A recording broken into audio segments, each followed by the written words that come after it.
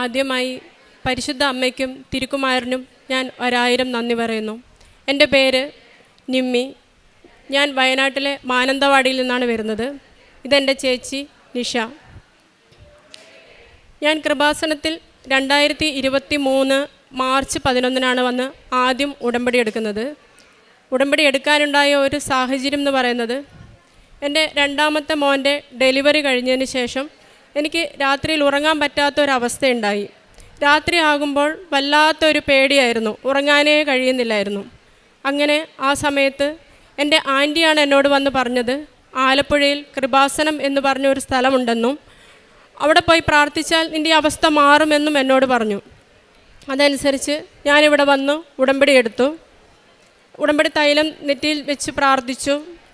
കുറച്ച് നാൾ കഴിഞ്ഞപ്പോൾ ആ അവസ്ഥ എന്നിൽ നിന്ന് വിട്ടുമാറി. ആ സമയത്ത് ഞാൻ വിചാരിച്ചിരുന്നു, ഇത് ശരിയാവുകയാണെങ്കിൽ ഞാനിവിടെ വന്ന് സാക്ഷ്യം പറഞ്ഞുകൊള്ളാമെന്ന്.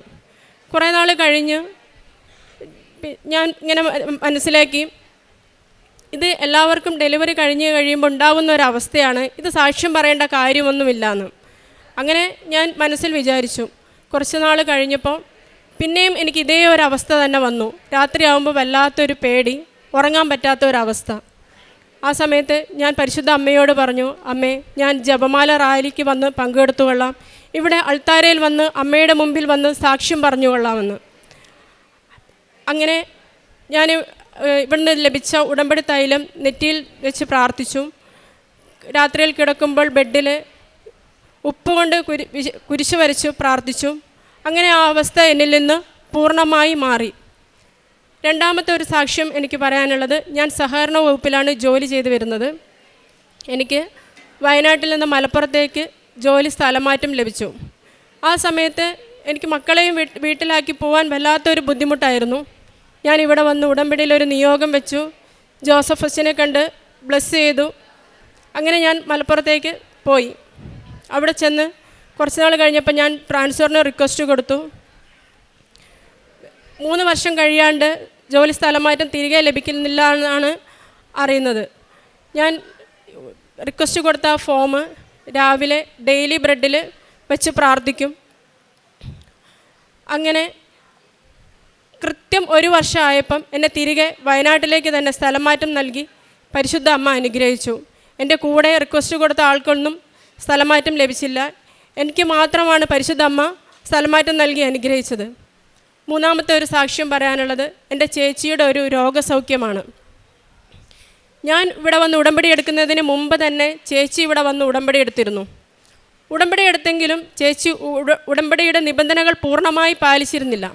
ഞാനങ്ങനെ മനസ്സിൽ വിചാരിച്ചു, ദൈവമേ, എൻ്റെ ചേച്ചിയെ ഒരു പൂർണ്ണ വിശ്വാസിയാക്കി മാറ്റണമെന്ന് മനസ്സിൽ വിചാരിച്ചു. അങ്ങനെ എൻ്റെ ഒരു ട്രെയിനിങ് സംബന്ധമായി ഞാൻ തിരുവനന്തപുരത്ത് പോകുമ്പോൾ ഒരു ദിവസം രാവിലെ അമ്മ എന്നെ വിളിക്കുകയാണ്. ചേച്ചി തലകറങ്ങി ബാത്റൂമിൽ വീണു, ഹോസ്പിറ്റലിലേക്ക് കൊണ്ടുപോവുകയാണെന്ന്. ആ ടൈമിൽ ഞാൻ വിചാരിച്ചു സാധാരണ ഒരു തലകറക്കമായിരിക്കും, വലിയ കുഴപ്പമൊന്നും ഉണ്ടാവില്ല എന്ന് വിചാരിച്ചു.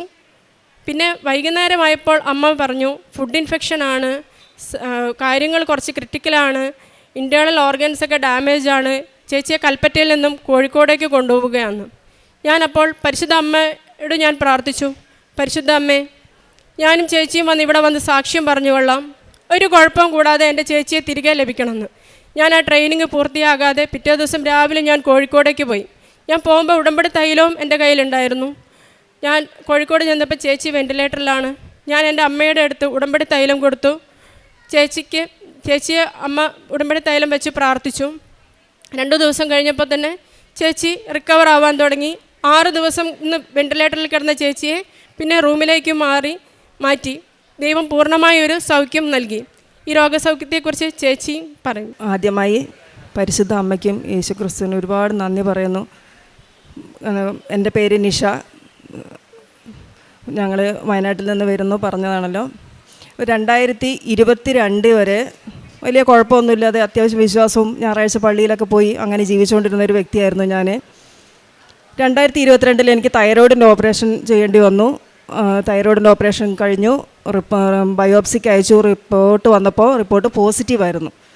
പോസിറ്റീവാണെന്ന് കേട്ടതേ ഞാൻ ആകെ തകർന്നു. കാരണം ഒരു തെറ്റും ചെയ്യാത്ത എനിക്കെന്തിനും ഇങ്ങനെ ദൈവം ഇങ്ങനെ ഒരു ശിക്ഷ എന്ന്. ഇനിയിപ്പോൾ ഞാൻ എൻ്റെ വഴി നോക്കിക്കോളാം, എനിക്കിനി ദൈവമൊന്നും വേണ്ട, ഞാൻ ചികിത്സയ്ക്ക് പോയിക്കോളാം എന്നുള്ളൊരു രീതിയിൽ ഞാനും അങ്ങനെ പോയി. അങ്ങനെ ട്രീറ്റ്മെൻറ്റിന് പോയതോടുകൂടെ ഞാൻ ആകെ എന്താ പറയേണ്ടതെന്ന് വെച്ചാൽ ഫുള്ള് ശരീരം മുഴുവൻ നീര് കയറി, ഒരു കണ്ണിനൊക്കെ ഒരു വര മാത്രമേ ഉണ്ടാവുള്ളൂ. ഓരോ ദിവസം ചെല്ലും തോറും ശരീരമൊക്കെ അങ്ങനെ വീർത്ത് ഭക്ഷണം കഴിക്കാൻ പറ്റില്ല, ഒരു ഗ്ലാസ് വെള്ളം കുടിക്കാൻ പറ്റില്ല. അങ്ങനെ ഭയങ്കര ഒരു അവസ്ഥയിൽ ഞാൻ ബുദ്ധിമുട്ടുക. അപ്പം ബുദ്ധിമുട്ടുമ്പോൾ 2023 എൻ്റെ അമ്മ എന്നോട് പറഞ്ഞു, ഇങ്ങനെ ആലപ്പുഴ ഒരു കൃപാസനം ഉണ്ട്, നീ ഒന്ന് വന്ന് പ്രാർത്ഥിക്കുമെന്ന് പറഞ്ഞു. ഞാൻ അതുവരെ കേട്ടിട്ടില്ല അങ്ങനെ ഒരു ഇതേക്കുറിച്ച്. ഞാൻ വന്നു, അമ്മയുടെ കൂടെ വന്നു കഴിഞ്ഞപ്പോൾ എല്ലാവരും ഉടമ്പടി എടുക്കാൻ പോകുന്നുണ്ട്. ഞാനും പോയി ഉടമ്പടി എടുത്തു. 90 ദിവസം ഇങ്ങനെ കറക്റ്റ് ദിവസം എണ്ണി ഞാൻ പ്രാർത്ഥിച്ചു.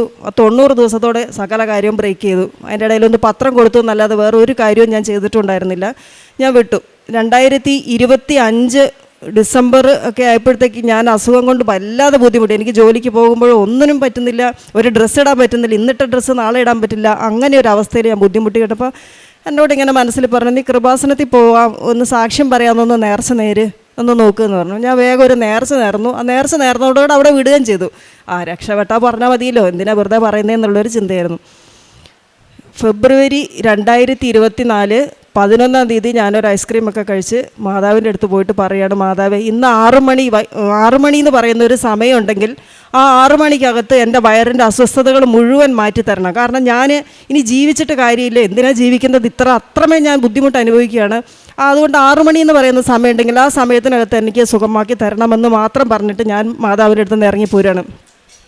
വൈകുന്നേരം ബാങ്കിലെ വർക്ക് ചെയ്യുന്നത്. ജോലി ചെയ്തുകൊണ്ടിരിക്കുമ്പോൾ ക്യാഷൊക്കെ എഴുതിക്കൊണ്ടിരിക്കുമ്പോൾ സ്വിച്ച് ഇട്ടതുപോലെ എനിക്കൊരു പനിയും ഒരു മേലുവേദനയും വിറയലും അങ്ങ് വന്നു. ഒരു രക്ഷയില്ല, ഇരിക്കാൻ പറ്റുന്നില്ല, നിൽക്കാൻ പറ്റുന്നില്ല, നടക്കാൻ ഒന്നിനും വയ്യ. സമയം നോക്കുമ്പം കറക്റ്റ് 6 മണിയാണ്. അങ്ങനെ പുള്ളി അപ്പോൾ തന്നെ എന്നെ ഹോസ്പിറ്റലിൽ കൊണ്ടുപോയി തൽക്കാലത്തേക്കുള്ള മരുന്നും തന്ന് ഞാൻ വീട്ടിൽ പോയി. ഒരു 9 മണിയായപ്പോഴത്തേക്കും വയറ്റുനോക്ക് ഛർദിയും തുടങ്ങി. അപ്പോൾ ഞാൻ ഹസ്ബൻഡിനോട് പറഞ്ഞു, ഇന്ന് എൻ്റെ കൂടെ ഏതായാലും കിടക്കണ്ട, ഞാനിന്ന് തന്നെ കിടന്നോളാം, എന്തായാലും ഇടയ്ക്കിടയ്ക്ക് എനിക്ക് ബുദ്ധിമുട്ടുണ്ട്, അപ്പോൾ ഞാനിങ്ങനെ തനിയെ കിടന്നോളാം, നിങ്ങൾ പോയിക്കോ, വേറെ കുഴപ്പമൊന്നുമില്ല എന്ന് പറഞ്ഞു. പുള്ളിക്കാരൻ അപ്പുറത്ത് പോയി കിടന്നു. അങ്ങനെ വയറ്റുനോക്ക് ഛർദിയും കൂടി 5 മണിയായപ്പോഴത്തേക്കും ഞാൻ ബോധം കെട്ട് വീണു. അവർ അപ്പോഴേ ഒച്ച കേട്ട് വന്നു. വേഗം കൽപ്പറ്റ ഹോസ്പിറ്റലിൽ കൊണ്ടുപോയി. ICUലായിരുന്നു. BP ഡൗൺ ആവുകയാണ്, ഒരു വിധത്തിലും അപ്പാവുന്നില്ല. കാലിൻ്റെ തൊട ഞരമ്പ് മുറിച്ച് 4 സ്റ്റെപ്പ് ഇട്ടിട്ടും BP അപ്പാവുന്നില്ല. അതായത് ഒരു മരിച്ച കണ്ടീഷൻ. അവിടുന്ന് പറഞ്ഞു, ഒരു രക്ഷയില്ല, വേഗം മിംസിൽ എവിടെയാണെന്ന് വെച്ചാൽ കൊണ്ടുപോയിക്കോ. അങ്ങനെ നേരെ മിംസിലൊക്കെയാണ് കൊണ്ടുപോയി. മിംസിൽ പോയപ്പോഴും ഡോക്ടർമാർ പറഞ്ഞു, ഒരു രക്ഷയില്ല, 15% എന്ന് പറഞ്ഞാൽ അതിൻ്റെ അപ്പുറത്തേക്കില്ല. അതായത് ആൾ മരിച്ചു, ഇതിനകത്ത് ഒരു മെഡിസിൻ ഒന്നും കയറ്റാൻ പറ്റില്ല. അപ്പോഴത്തേക്ക് എൻ്റെ ഇൻറ്റേർണൽ ഓർഗൻസ് ഒന്നുമില്ല, വർക്കിംഗ് ഇല്ല. അറ്റാക്ക് 2 എണ്ണം വന്നു, ഒരു രക്ഷയില്ല. അറ്റാക്ക് ആൻജിയോ ചെയ്യണമെങ്കിൽ മെഡിസിൻ കയറില്ല, അതേപോലെ CT സ്കാൻ ചെയ്യണമെങ്കിൽ അതിന് മെഡിസിൻ ചെയ്യാൻ പറ്റില്ല. ഒരു മരിച്ച ഒരാളുടെ ശരീരത്തിലേക്ക് എങ്ങനെയാണ് മരുന്ന് കയറ്റുന്നത് എന്ന് പറഞ്ഞു. ഹസ്ബൻഡ് പറഞ്ഞു, വരുന്നത് പോലെ വന്നോട്ടെ, എനിക്ക് എന്തായാലും എനിക്ക് അവളെ തിരിച്ചു തരണമെന്ന് മാത്രം പറഞ്ഞു. അങ്ങനെ ഈ സമയത്ത് ഞാൻ വെന്റിലേറ്ററിൽ കിടക്കുന്ന ഞാൻ ഒരു ചെറിയൊരു ബോധത്തോടുകൂടെ ഞാൻ എന്നെ ഇങ്ങനെ കുറച്ച് മാലാഖമാരിങ്ങനെ കൂട്ടിക്കൊണ്ട് പോവുകയാണ്. കൂട്ടിക്കൊണ്ട് പോയിട്ട് അവരിങ്ങനെ വർത്താനം പറയുകയും ചിരിക്കുകയൊക്കെ ചെയ്യുന്നുണ്ട്. ഒരു വിചാരണ എന്ന് പറയാം, വിചാരണയ്ക്ക് എന്നെ നിർത്തിയിരിക്കുകയാണ്. ഒരാൾ പുറംതിരിഞ്ഞ് ഒരു ബുക്കും പിടിച്ചുകൊണ്ട് ഒരാൾ പുറംതിരിഞ്ഞ് നിൽക്കുന്നുണ്ട്. ഒരു വശത്ത് ഇടതുവശത്ത് നിന്ന് എൻ്റെ ദോഷം, ഞാൻ ചെയ്ത കുറ്റങ്ങളാണ് പറയുന്നത്. ഒന്നാമത്തെ കുറ്റം എന്ന് പറയുന്നത് 2.5 മാസമായി കുമ്പസാരിച്ചിട്ട് നേർച്ചക്കടങ്ങൾ കുറേ വീട്ടാനുണ്ട്. ഈ 2 കുറ്റമാണ് മെയിനായിട്ട് എടുത്തെടുത്ത് പറയുന്നത്. ഞാൻ വിചാരിച്ചു, എന്താ കാര്യം, എന്തായാലും ഞാൻ മരിച്ചു, തീരുമാനമായി. ഇപ്പുറത്തുനിന്ന് പറയുന്നുണ്ട്, ഇല്ല, അവൾ കുറേ നല്ല കാര്യങ്ങളൊക്കെ ചെയ്തിട്ടുണ്ട്. ഇന്ന് 2 സൈഡിൽ നിന്ന് ഡിബേറ്റ് നടന്നുകൊണ്ടിരിക്കുമ്പം പുറകിൽ നിന്നൊരു ശബ്ദം കേൾക്കുകയാണ്, ഇല്ല, സമയമായിട്ടില്ല, അവൾക്ക് കുറച്ച് കാര്യങ്ങളും കൂടി ചെയ്തു തീർക്കാനുണ്ട്. ആ ശബ്ദം വന്നതേ ഞാൻ ജീവിതത്തിലേക്ക് തിരിച്ചു വരും. ഞാൻ ശ്വാസം വിട്ടു. അതുവരെ ഞാൻ ശ്വാസം ഇല്ലാണ്ട് ഇങ്ങനെ എയറിൽ നിൽക്കുക. ഞാൻ ശ്വാസം വിട്ടു. പിന്നെ ഇത് കഴിഞ്ഞതോടുകൂടെ മെഡിസിൻ എല്ലാം പെട്ടെന്ന് കയറാൻ തുടങ്ങി. CT സ്കാൻ ചെയ്തപ്പോൾ ഫുഡ് ഇൻഫെക്ഷൻ ആണെന്ന് മനസ്സിലായി. കൊളൈറ്റിസ് ആയി. ഡോക്ടർമാർക്ക് പോലും അത്ഭുതകരമായ രീതിയിലാണ് എൻ്റെ ഒരു റിക്കവറി അവിടെ നടന്നത്. ഇങ്ങനെയൊരു പ്രശ്നമുള്ള ആളാണ് ഞാൻ അവിടെ നിന്ന് പോകുന്നത്, അങ്ങനെ അവിടെ വന്നതെന്ന് പോലും തിരിച്ചറിയാൻ പറ്റാത്ത രീതിയിലാണ് ഞാൻ തിരിച്ചു വന്നിരുന്നത്. കാരുണ്യപ്രവർത്തികൾ അന്നും ആര് മുന്നിൽ വന്നിരുന്നാലും വെറും കൈയോടെ ആരെയും പറഞ്ഞു വിടാറുണ്ടായിരുന്നില്ല. അത് വലിയൊരു അനുഗ്രഹം. എൻ്റെ ഒരു പ്ലസ് പോയിൻ്റ് അവിടെ നിന്ന് ദൈവം പറഞ്ഞതും അത് തന്നെയാണ്. ഇന്നിപ്പം ഞാൻ സത്യം പറഞ്ഞാൽ പഴയത് ഞാൻ എന്തായിരുന്നോ അതിൻ്റെ നേരെ വിപരീതമായിട്ട് മാറിയിരിക്കുകയാണ്. കാരണം അന്ന് ഒരു ബൈബിളിൻ്റെ അടുത്തുനിന്ന് ഒരു വരി പോലും വായിക്കുകയോ ഒരു കുടുംബ പ്രാർത്ഥനയോ പോലും ഇല്ലാതിരുന്ന ഞാനിന്ന് ബൈബിൾ വായിക്കുകയും ഒരു ദിവസം പോലും കുടുംബ പ്രാർത്ഥന മുടക്കുകയോ എൻ്റെ കുടുംബത്തിലും എല്ലാവരും ആ രീതിയിലേക്ക് ആത്മീയമായി ഒരുപാട് വളർന്നിട്ടുണ്ട്. മാതാവിന് ഒരുപാട് നന്ദി. പ്രേക്ഷിത പ്രവർത്തനമായിട്ട് ഞാൻ ചെയ്യുന്നത് കൃപാസനം പത്രം ഗവൺമെൻറ് ആശുപത്രിയിൽ കൊടുക്കും, ഓട്ടോറിക്ഷ സ്റ്റാൻഡുകളിൽ കൊടുക്കും. അനുയോജ്യമായ കൈകളിലേക്ക് ഈ പത്രം എത്തണേ എന്ന് പ്രാർത്ഥിച്ചുകൊണ്ടാണ് ഞാൻ കൊടുക്കുന്നത്. കാരുണ്യ പ്രവൃത്തിയായിട്ട് ഗവൺമെൻറ് ഹോസ്പിറ്റലുകളിൽ പോയി രോഗികളെ കാണും. എൻ്റെ കയ്യിൽ എത്ര രൂപയുണ്ടോ അത് ഞാൻ അവർക്ക് കൊടുക്കും. ഈ ഉടമ്പടി എടുത്തതിന് ശേഷം ഞാൻ ആത്മീയമായി ഒരുപാട് വളർന്നു. ഓരോ ജീവിതത്തിൽ നടക്കുന്ന കാര്യങ്ങളും എന്നെ രാത്രിയിൽ അമ്മ സ്വപ്നത്തിൽ കാണിച്ചു തരും. പ്രധാനപ്പെട്ട എന്ത് കാര്യം നടക്കുമ്പോഴും എന്നെ കാണിച്ചു തരും. കുടുംബ പ്രാർത്ഥന ഞാൻ മുടക്കാറില്ല. ദിവ്യബലിയിൽ ഞാൻ പോകും. ഏതെങ്കിലും ഒരു ദിവസം മുടങ്ങിയിട്ടുണ്ടെങ്കിൽ മനസ്സിന് വല്ലാത്തൊരു വേദനയാണ്. അതുകൊണ്ട് ഞാൻ അധികം മുടക്കാതെ ഞാൻ ദിവ്യബലിയിൽ പങ്കെടുക്കാറുണ്ട്. ഇത്രയും അനുഗ്രഹം തന്ന പരിശുദ്ധ അമ്മയ്ക്കും തിരുക്കുമാരനും 1000 നന്ദി പറയുന്നു. അവിടുന്ന് ഹൃദയം തകർന്നവരെ സൗഖ്യപ്പെടുത്തുകയും അവരുടെ മുറിവുകൾ വെച്ച് കെട്ടുകയും ചെയ്യുന്നു. സങ്കീർത്തനം 147 3-ാം വചനമാണ്. ദൈവം നമ്മുടെ സൗഖ്യദാതാവാണ്. ആരും കാണാത്ത നമ്മുടെ ജീവിതത്തിലെ നിരാശകൾ, ദുഃഖങ്ങൾ, ഭയങ്ങൾ, ഉറക്കമില്ലായ്മകൾ എല്ലാം കാണുന്ന ഒരു ദൈവമാണ് നമ്മുടെ ദൈവം. ദൂരെ നിൽക്കുന്ന ഒരു ദൈവമല്ല, കൂടെ നിൽക്കുന്ന ഒരു ദൈവമാണ് നമ്മുടെ ദൈവം. സംരക്ഷിക്കുന്ന ഒരമ്മയാണ് ഈ ആലയത്തിൽ പ്രത്യക്ഷപ്പെട്ട പരിശുദ്ധ അമ്മ. അവിടുന്ന് നമ്മൾ സ്നേഹത്തോടെ നമ്മുടെ മുറിവുകൾ വെച്ച് കെട്ടുന്നു, നമുക്ക് സൗഖ്യം തരുന്നു. പരിശുദ്ധ അമ്മയാണ് നമ്മുടെ തകർന്ന ഹൃദയങ്ങളെ ഈശോയിലേക്ക് നയിക്കുന്നത്. കാനായിലെ കല്യാണത്തിൽ അവൻ പറഞ്ഞതുപോലെ ചെയ്യുക എന്ന് അമ്മയാണ് പറഞ്ഞത്. ആ അമ്മ തന്നെയാണ് അവർക്ക് സൗഖ്യം കൊടുക്കുക എന്ന് നമ്മുടെ ഓരോരുത്തരുടെ കാര്യങ്ങളിൽ ഇടപെട്ട് ഈശോയോട് പറയുന്നത്. പരിശുദ്ധ അമ്മയുടെ സാന്നിധ്യം നമ്മുടെ ജീവിതത്തിലും രക്ഷയും ആശ്വാസവുമാണ് നൽകുന്നത്. ആ രക്ഷയുടെയും ആശ്വാസത്തിൻ്റെയും ഒരു വലിയ സാക്ഷ്യമാണ് നിമ്മി ജോസ് എന്ന മകള്.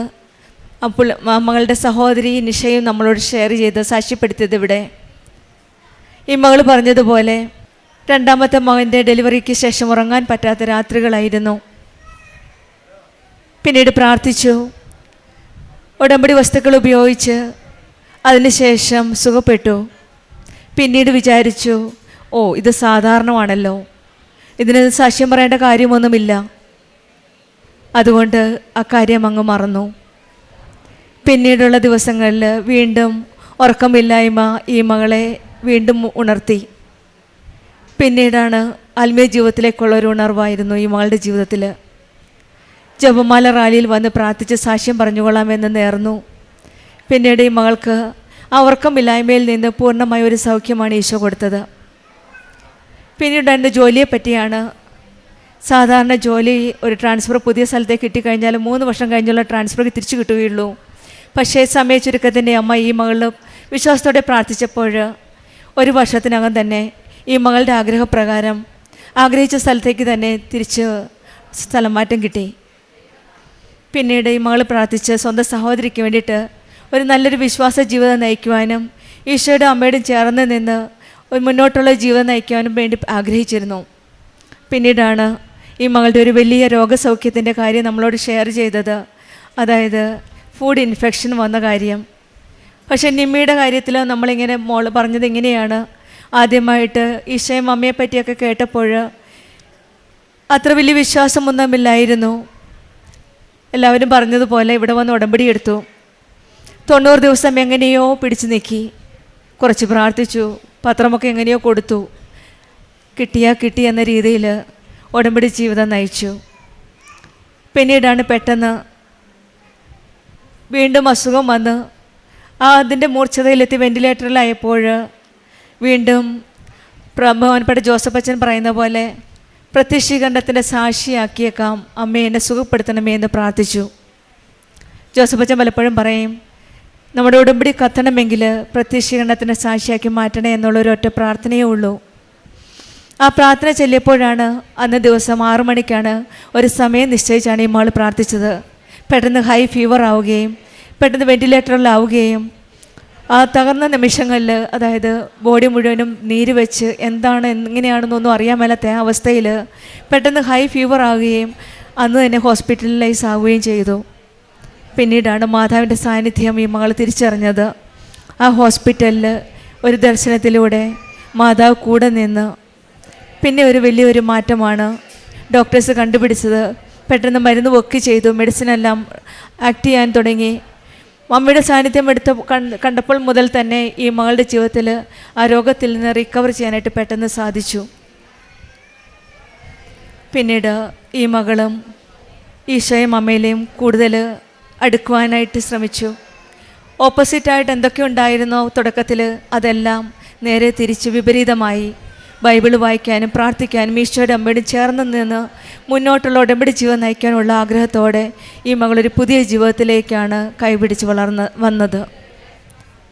നമ്മുടെ ജീവിതത്തിലും ഹൃദയം തകർന്ന നിമിഷത്തിലും നമ്മൾ പ്രതീക്ഷയോടെ ഈശോയുടെ അമ്മയുടെ അരികിൽ വന്ന് ഉടമ്പടി എടുത്ത് പ്രാർത്ഥിക്കുമ്പോൾ നമ്മളെ സൗഖ്യപ്പെടുത്തുകയും നമ്മളെ മുറിവുകൾ വെച്ച് കെട്ടുകയും ചെയ്യുന്ന ഒരു ഈശോയും അമ്മയുമാണ് നമ്മുടെ കൂടെയുള്ളതെന്ന് നമുക്ക് വിശ്വസിക്കാം. നിരാശകളും നഷ്ടങ്ങളും ഭയങ്ങളും നമ്മളെ തളർത്താതെ നമ്മളെ കൈപിടിച്ച ദൈവത്തിൻ്റെ കരങ്ങൾ പിടിച്ചുകൊണ്ട് നമുക്കും നമ്മുടെ ഉടമ്പടി ജീവിതം മുന്നോട്ട് നയിക്കാം. നിമ്മി ജോസിനും കുടുംബത്തിനും ലഭിച്ച എല്ലാ അനുഗ്രഹങ്ങൾക്കും നമ്മൾക്ക് കരങ്ങളടിച്ച് ദൈവത്തെ മഹത്വപ്പെടുത്താം. യേശുവേ നന്ദി, യേശുവേ സ്തുതി. അത്യപൂർവ ദൈവാനുഭവങ്ങൾ ഇനി നിങ്ങൾക്കും സ്വന്തം. ഈ യൂട്യൂബ് ചാനൽ ഇതുവരെ സബ്സ്ക്രൈബ് ചെയ്തിട്ടില്ലെങ്കിൽ ഇപ്പോൾ തന്നെ സബ്സ്ക്രൈബ് ചെയ്യുക. ഈ വീഡിയോ ഇപ്പോൾ തന്നെ നിങ്ങളുടെ സുഹൃത്തുക്കൾക്ക് ഷെയർ ചെയ്തുകൊണ്ട് കർത്താവിൻ്റെ പ്രേക്ഷിതരാകുക.